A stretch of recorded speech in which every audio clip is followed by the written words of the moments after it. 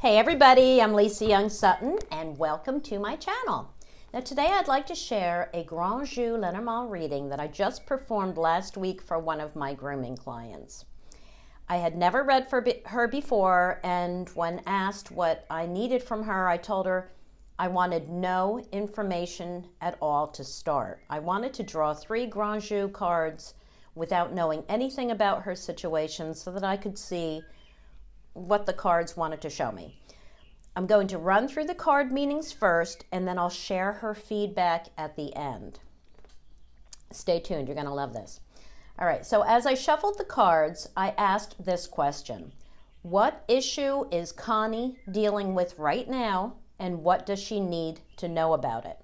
All right, so like I said, I wanted no information from her, so I had no idea what the issue even related to. So I drew, here, let me zoom in. I'll show you my book shortly. All right, here we go. So I drew the Ace of Hearts as the center card, the 6 of Diamonds as the left-hand card, and the 10 of Clubs as the right-hand card. Now for those of you who already use the Grand Jeu or already have my book, look at my book, there it is, the Grand Jeu Lenormand Oracle. Yeah, so for those of you who already have the book, which is already available in ebook format, or who already read the Grand Jeu, what would you say this issue relates to based on the center card? So go ahead and pause the video if you want to and look it up. Go ahead, I'll wait, not in a hurry. All right, so anyway, if you said this is a family issue, you would be correct. That's exactly what it was. So the center card tells the story of Danius and his daughters. This is the card that represents family, but more specifically, it relates to issues with the father or the head of the family. And for this particular reading, I saw it as an issue between Connie and her father. Now, the small scene on the right here, this church scene, represents the ties that bind a family together, as well as the foundations and traditions that a family shares. So we paired this scene with the card next to it, which is the victory card. And that told me that she would rediscover this security, and the solid foundation of the family would be restored, because that apparently that was the issue right now. Now the incense burner on the left represents temporary fallout within the family, accompanied by confusion and misunderstandings. And this scene is paired with the card on the left, which represents lies and disharmony. Right? So that told me that there was some sort of betrayal or a breach of trust within the family causing fallout. But looking again at this card on the right, which is the victory card, I saw that this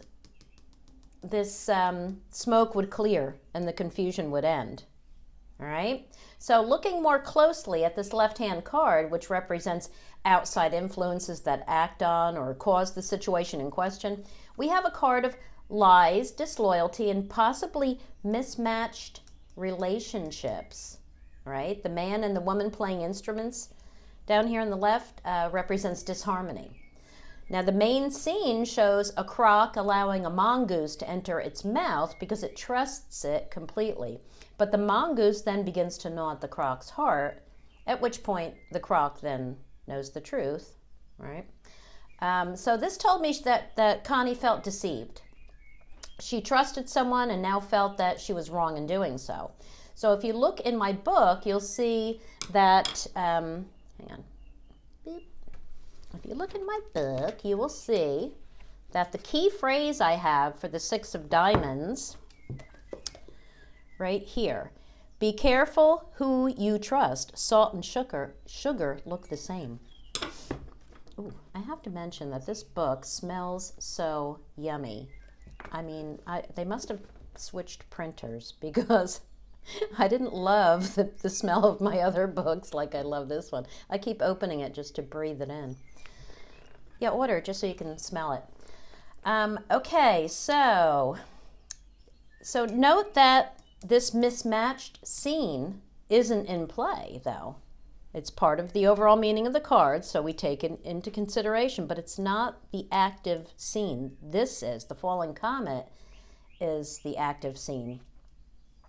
And, the falling comet scene represents attaching yourself to the wrong person or hanging with the wrong crowd. Also, falling comets change the landscape, right?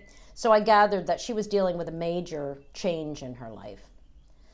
All right, so let's jump over here to the card on the right. The 10 of Clubs is a card of winning through determination and correct action.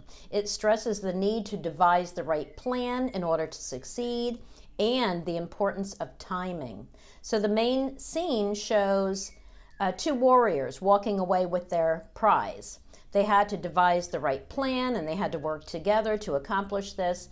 They experienced some losses along the way. But in the end, they come away with the prize horses and the palladium, which ensured their victory, and the war finally ended. All right? So the grapes here represent the importance of waiting until the right moment. Just as you have to wait for grapes to ripen before you pick them. Grapes also symbolize fertility and good luck. Now, looking at the two small images on the bottom, note that the grapes are in play here. Right? They touch the center card rather than the wounded warrior over here. All right? So this suggests that Connie is not about to receive a fatal blow. Instead, she's about to make wine from the grapes that have been ripening for a while. So now we can see a story coming together, yes? We're looking at a father, a possible lie that just crashed to the earth, and fertility. All right, feedback time. All right, are you listening? This is really cool. So the seeker, Connie, was contacted by a woman from her hometown who claimed to be her half-sister. Now, if this were true, it meant that her father had cheated on her mother and had a child with another woman. So her first reaction was disbelief. She thought this woman wanted money or that it was just some sort of scam. But she was intrigued and devised a plan. She decided to have her DNA tested. Now, according to Connie, she began doubting that her father was really her father because through her research, during all this time she had to wait for the DNA results. She was coming up with all these stories in her head, right?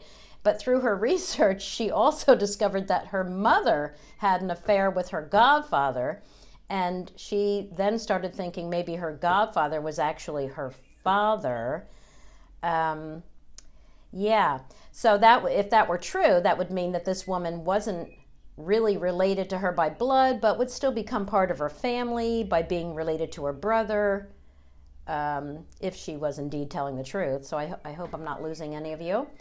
Anyway, looking at the cards, I felt that she was about to come out of this a winner. So I asked her what she wanted the outcome to be. And she said that the best case scenario would be that this woman would be the sister she never had, and that she wanted her to keep her father as her father, right? And that's exactly what she got. She texted me on Saturday with the DNA results. And her father is indeed her father, and this woman is actually her half-sister. Now, just look back at the center card here, right? This represents the story of Danius and his daughters. So, it's like there's Connie and there's her half-sister, right? And then if you look to the left, she was confused, right? She was confused in her thinking, and the story she made up came crashing down. And, though she certainly felt deceived by her father, who knew she had a half-sister but never told her. And then if you look to the right, the grapes aligned with the church image to show that the truth of her family was ready to be known. And this could not have happened sooner. The grapes weren't ripe yet. Okay? But now the players in this game are all deceased, and the truth can be told. So in the end, Connie walks away right? With new prizes. She's got a new sister, and the strength it takes to see her parents as human beings with all their flaws, right? Which will make Connie a stronger person as she finds a way to forgive them. So I just wanted to mention that all of the elements in all of these cards support the findings. Through this process, I did look at the playing card meanings, the suits and the colors and the letter meanings, the flower messages, all of that. And you can read about all of that in my new book, which, as I said, is now available in ebook format, and the pre-orders for the hard copy have begun. You will find a link for that in the description box below. So that is all I have for you today. Thanks for watching, and I hope you buy my book and a deck of the Grand Jeu Lenormand cards if you don't already have them. I am confident that anyone who learns this system will be as thrilled and amazed with it as I am. For now, go ahead and give my video a like if you will, comment, share it, and then go play with your cards. Bye, everybody.